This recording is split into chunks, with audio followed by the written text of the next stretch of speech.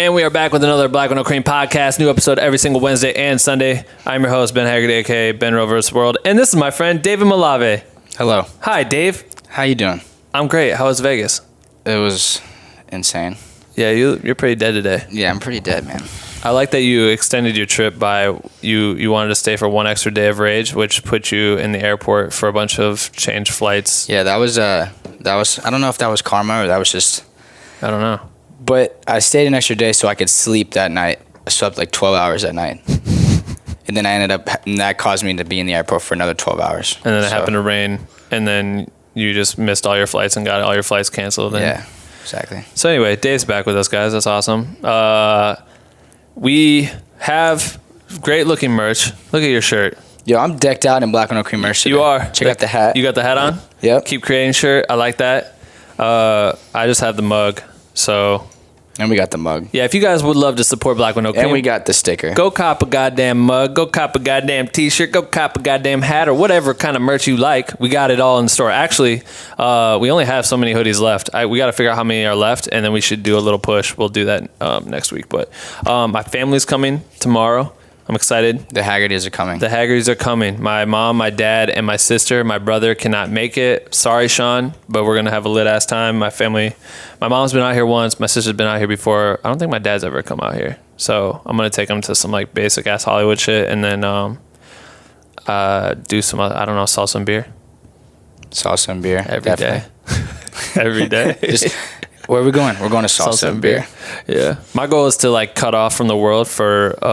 I just want to go ghost from tomorrow till Sunday, so that's my plan. That's why we're recording these in advance. So anyway, today's topic on the podcast, also if you did want the merch, shop BWNC.com is a link. I got to point that out. Today, I was looking, quickly hopped on the Facebook group, the private group for creators, and saw one of the Black with No Cream members commented and said the following. Andre Nutbean, he says...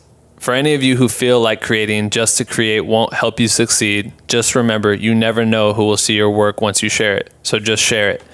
Just keep creating and enjoy the process. Here's a little video that someone created and how Will Smith and I didn't even see what he posted in the shit, but I wanted to use this as an example. But he shared a video. I'll get to it in a second. But basically, the bulk of what he's saying, creating, a lot of people, I think you get stuck in a rut. Even now, I find this an issue with me. It's like I barely go out and create for myself anymore because you're so busy with work, like creating for artists, which is still you creating for yourself. So you feel like you are doing it, but then you forget that there's so many tie downs and you're always constantly being like, nitpicked at, or you have people giving you notes and shit. It's not you making stuff for you, right?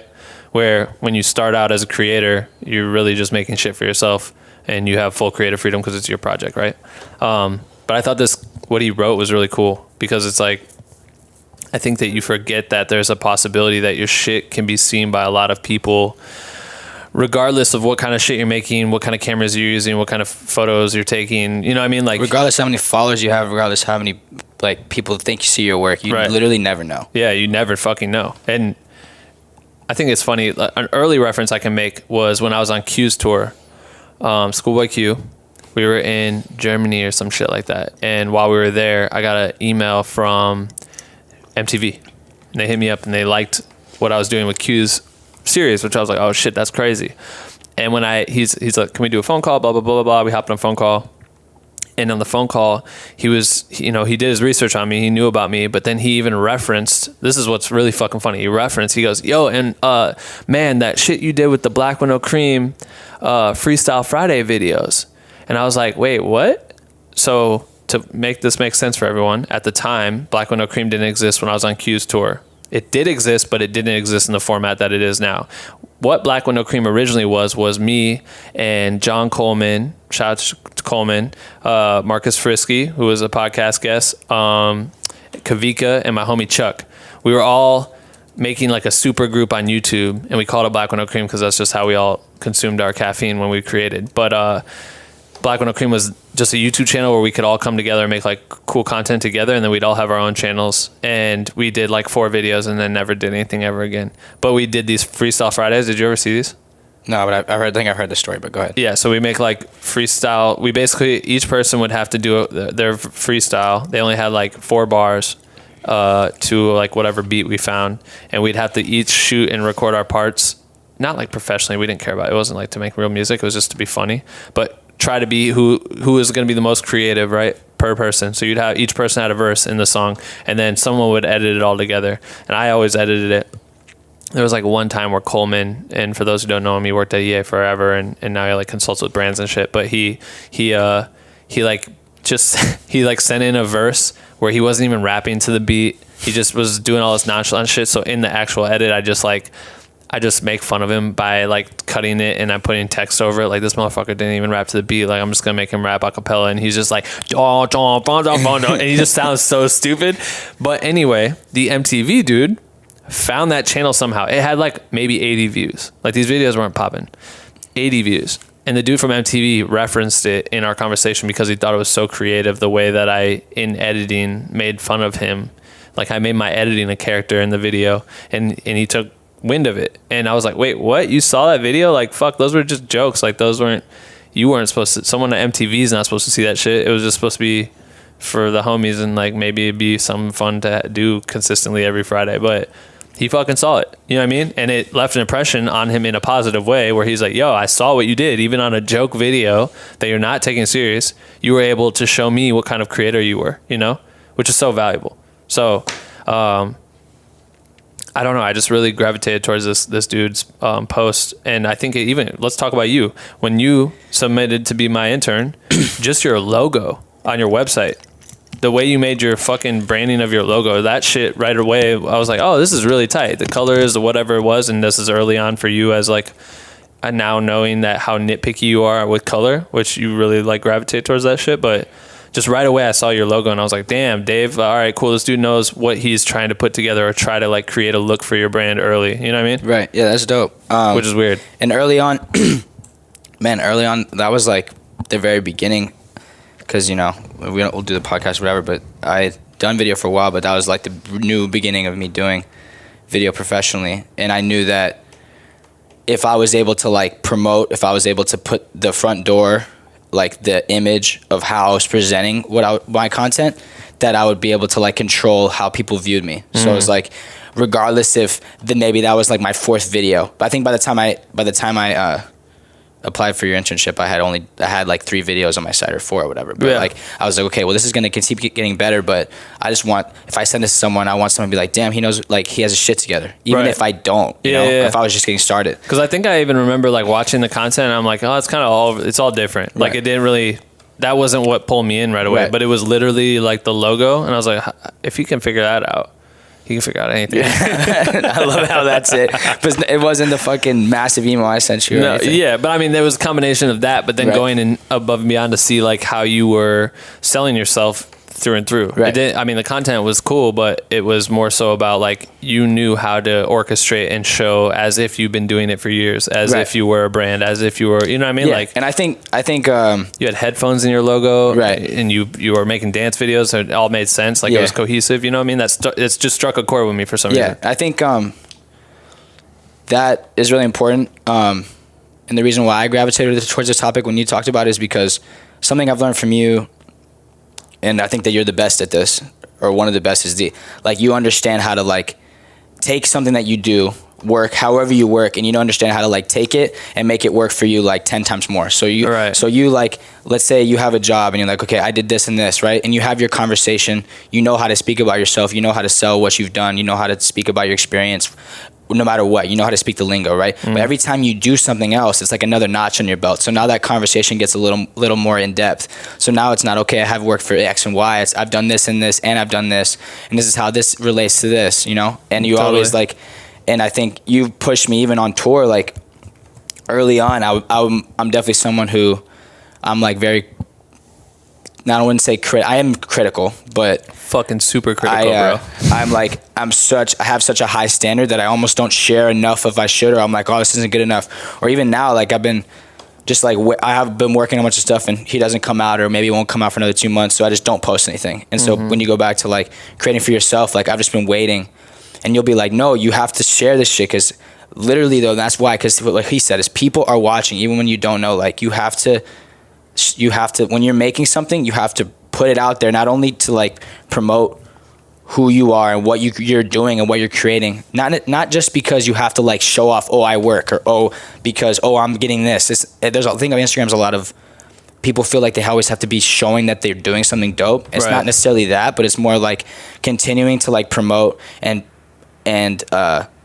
like project like your creativity, or that you're continuing to like evolve and exercise and work out as a creator. And I think so. Work out as a creator. I love it's that. very important to like continue to like, if you can just internalize it and understand that when you're posting and sharing something, if you can make it about you, like it's for you, you know, like if you post something, it's not because you need to, it's because you want to. And when you do that, people start watching and people will take notice. And then even when you're reaching for a job, those posts or those things that you're sharing, the work that you're creating, even if it's for money or for not, right?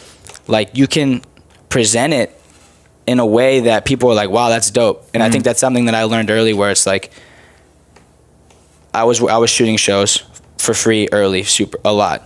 And my thing was like, it doesn't matter if you were hired or not, to be honest.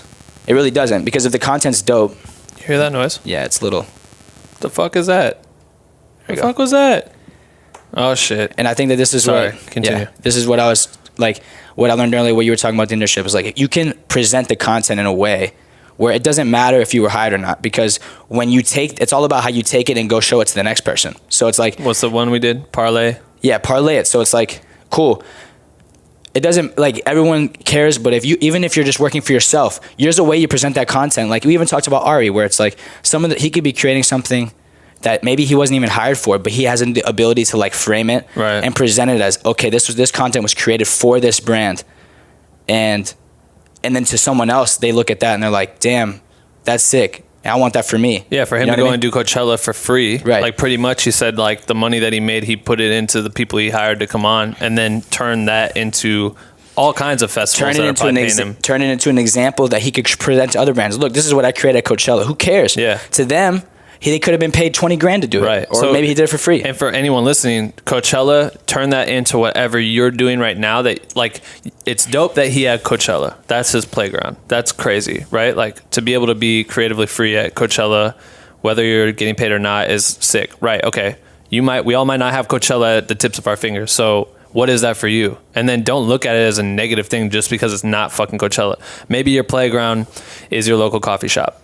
Cool. Go be creative in the coffee shop. How do you make that shit work for you? Maybe it's a local show. It's it's just a small show, 100 cap venue. Cool. Go. How the fuck can you make that? Because that will impact people, and those people know people, and those, you never know where that shit goes. So it's like very, very crucial to even like my EA thing. Like I was doing, what did I do once? I shot a billboard. I shot a billboard for myself. I was just like, I'm going to make a YouTube video and go down. Ryan Philippi, my boy, shout out to Ryan, came out with this show Shooter, and he had a billboard on Sunset like 2 blocks from my house. So I like skated down and I did a whole little vlog where I like went down there and I did like a drone boomerang or took some photos, and I just kind of like taught how I did it. I think this was on my channel, my personal channel. And by doing that, got like very little views, but my homies at EA saw it, and then they hired me to go do the same thing, go do drone boomerangs that were shareable contents of like when Battlefield 5 came out. So then I'm going down to Hollywood and doing all this shit, shooting drone boomerangs for these billboards, and got paid for it, which was cool. So I just did like 4 things that I did for fun. Then they saw it and it was inspiration for them to be like, could you do that for us? And then they pay me for it. You know what I mean? So it's like, that's tight. That turned into a job, but it was nonchalant and I didn't know anyone was going to be paying attention. But you got out and you created it. And that's the point, I think. And I think a great example also is 𝐀𝐕𝐎𝐑𝐈𝐓𝐄, because we're going to interview him tonight. Yeah. Like recently he's just been on a tear, just like, fuck it, I'm gonna flex on everyone, show everyone how dope I am.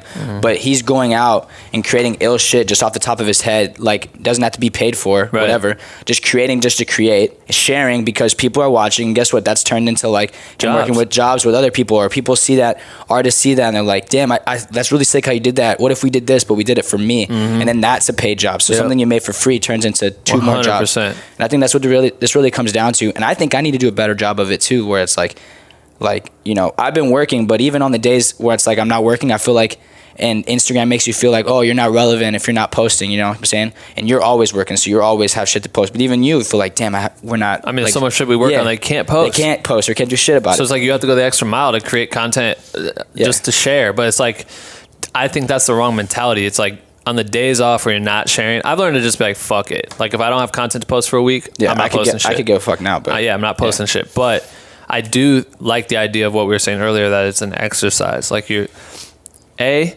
we all are passionate and want to create. And I think it's funny because I was just talking to Andrew Sandler about this like a couple days ago.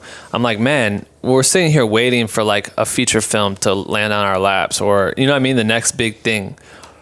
But why the fuck don't we just go create like we were in college? Like when we were in college and high school, we were making short films. We were making decks and pitches and sizzles and things like out of passion, and shooting shit and getting homies to be in our videos or help out or do whatever and try to create something to show like what we're thinking in our heads. And now we don't do that because there's no budget and you have to hire these people and there's all these reasons why, but that's our fault. Like we put that constraint on ourselves. So I'm like, yo, let's bring it back to the basics. Like let's go back and just, if Andrew specifically wants to be a director in movies, like, all right, let's find ways to like make something that could showcase your talents in that. Like we've done it before. And if it's at a minimum, like, cool. Like what's the budget that you have to spend? Like what could you do for $1,500 for a passion project? If that's it, $1,500. I guarantee you we all spend $1,500 on some dumb shit that we don't need. But if you could turn that into one day shoot that you could execute like 15 scenes and showcase like your own ideas, which brings me to the next thing, which is funny because Andre shared the same video, but I wanted to talk about it, was let's see what the director's name is. Julian Terry. He directed a short. It was called, oh sorry, no, this is the wrong project. Morgan Cooper, sorry. Morgan Cooper, I think, is the cinematographer who created this remake of Fresh Prince of Bel-Air. And Will Smith ended up seeing it and reacted to it, and now apparently they're cooking up some shit from this 4-minute trailer that he made. But I just made Dave watch it before we started this, and you guys should all check it out too.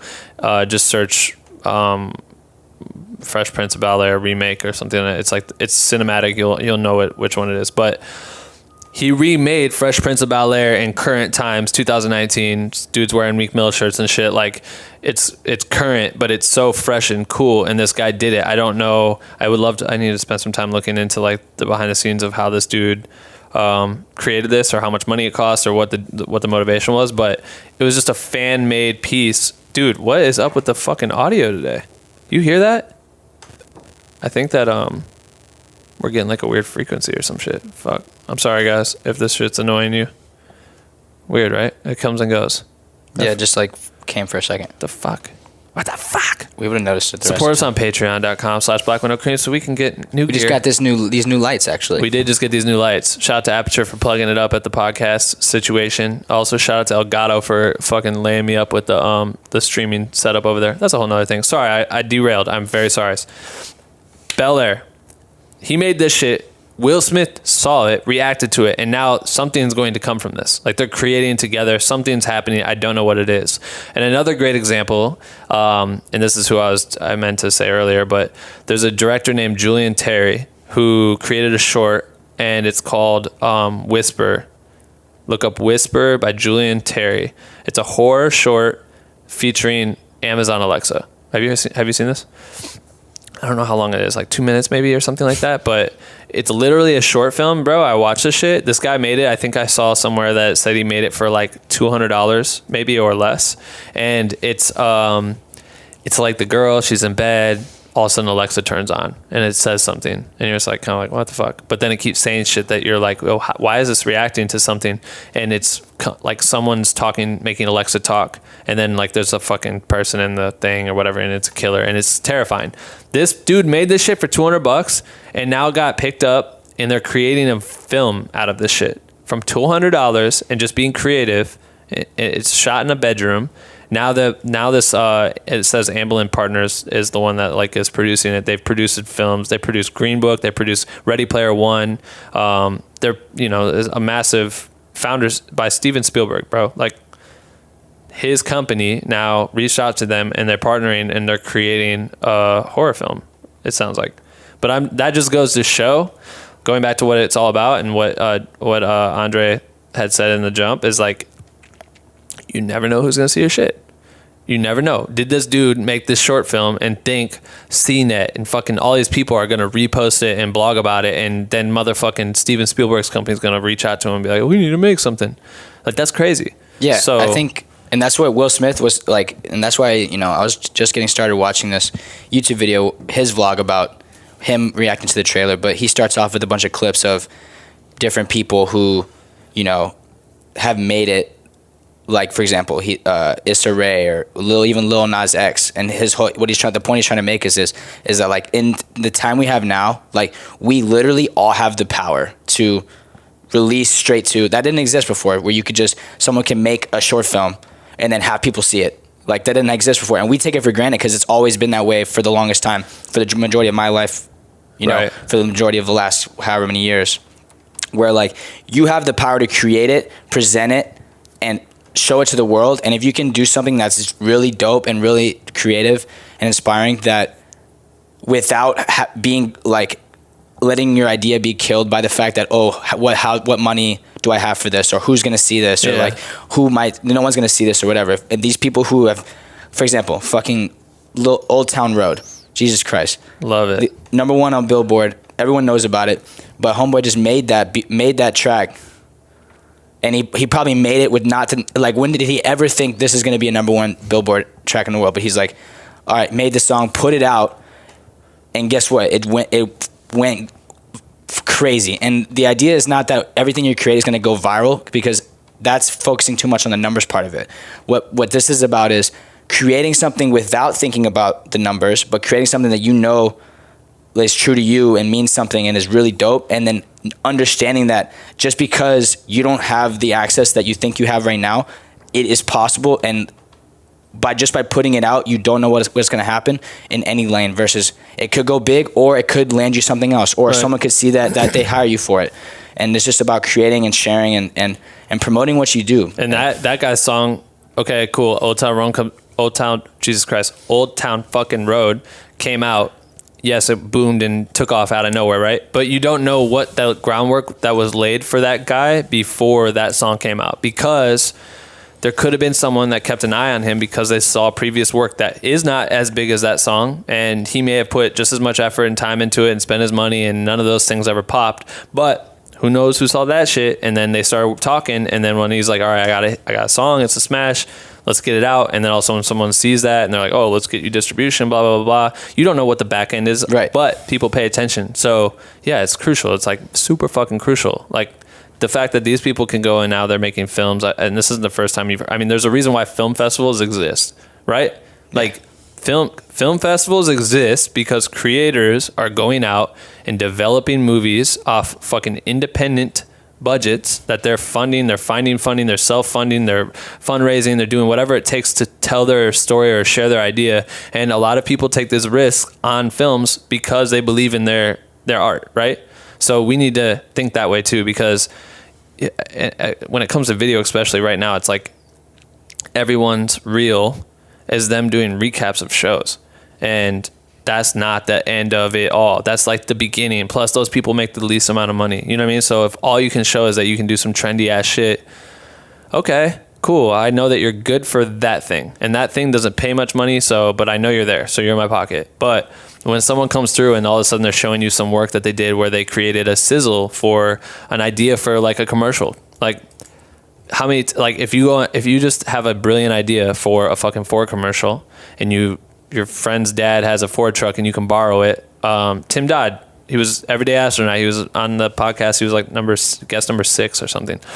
He did a contest for Tesla and got like top 3, but he had to make a mock commercial about the Tesla, and he borrowed a friend's Tesla and they shot a video and it boomed, and Elon Musk retweeted it and all this shit, blah, blah, blah. And it got him, I don't know what came from it, but I'm just saying that if you find ways to be creative and think outside of the box and not wait for someone to come and tell you what to do, right? It could go a long way. Facts. And I think it goes for anything, for video. If not, like, you could be a designer and create a really sick design, and someone dope is gonna see that and be like, yo, I want you to do exactly what you just did, but do it for this. Right. And all of a sudden you're designing for like a massive campaign. Totally. Or like a photo. And there's so many stories like this. Like even Julian, who I hope we have on the podcast soon, he went on tour with us. Like he made a video for who knows what, using his like very blurry, that with the blurry type art that, or film art that he even was used for in the BWNC documentary. Kanye saw his stuff off Vimeo. Yep. And that landed him working on directing the show for a 444 tour. Yeah. So, or not 444 tour, sorry. Whatever the fuck Kanye's. Oh no, Kanye saw it and then linked him with Jay, who then got him to creative direct the show for 444. That's crazy. And that's just basically off, he made something that he's a very like introspective person, makes stuff for himself always. Yeah, right. And someone saw that, and that landed him XYZ. All, like, you know, all the crazy shit he's doing now. And now he's doing the same stuff he was doing originally for Louis Vuitton and all this stuff. Crazy. There's so many stories like this. Yeah. It's like you just got to detach yourself from the idea that, and it's hard. Like, it's hard, I'm going to make something and no one's going to watch it. Like, we're all in the same boat.